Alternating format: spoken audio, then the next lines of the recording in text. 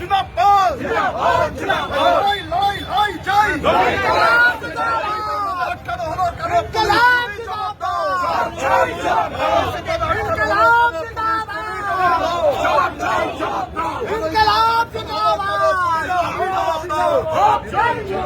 অনৈতিকভাবে আটকানো হলো কেন পুলিশ তুমি জবাব দাও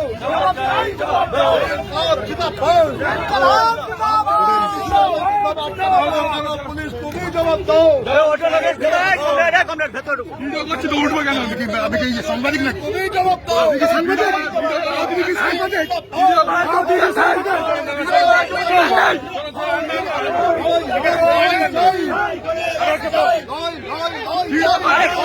ভিডিও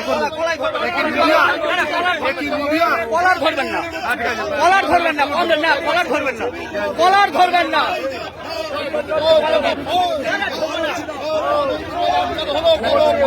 আরে উঠবো কি করে?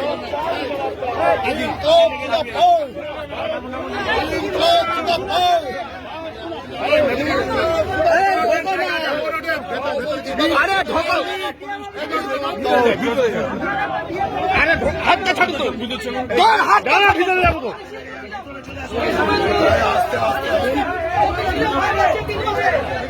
3 মাসে মিছিলেও ভয় পাচ্ছে, 3 মাসে এই সরকার থাকবে না, মানুষ এই সরকারকে তুলে ফেলে দেবে। অনৈতিকভাবে আটকানো হয়েছে, অনৈতিকভাবে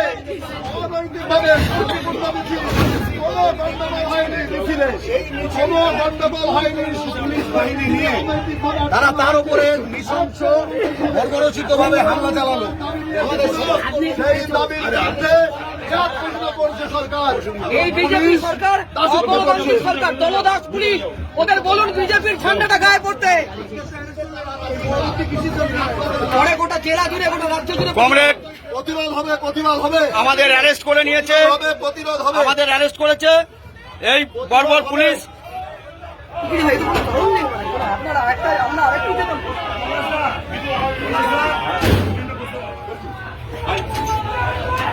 বিজেপি সরকারের যে স্বৈরাচারী মুখ তার প্রকাশ পেল আজকে গোটা দেশ জুড়ে। অনেকগুলো বিষয়, শিক্ষা, স্বাস্থ্য, এগুলো তো গেছেই।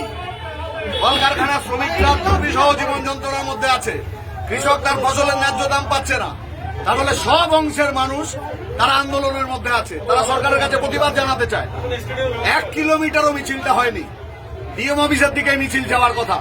যশোর রোডের ওপরে বিরাট ব্যারিকেড করে, এই ব্যারিকেড করবার ফলে নিশ্চিতভাবেই যশোর রোডে যে লক্ষ লক্ষ মানুষ যাতায়াত করে তাদের যাতায়াত বন্ধ করে দিয়েছে। আর তারপরে আমাদের উপরে এই আক্রমণ, একটা বর্বরচিত হামলা চালিয়ে একটা প্রতিবাদী মিছিল, গণতান্ত্রিক পদ্ধতিতে প্রতিবাদ, সেটাকে বন্ধ করবার জন্য গ্রেপ্তার করছে, পুলিশ ধরপাকড় চালাচ্ছে। এটাই তার স্বৈরাচারী ভূমিকা। শান্তিপূর্ণ মিছিল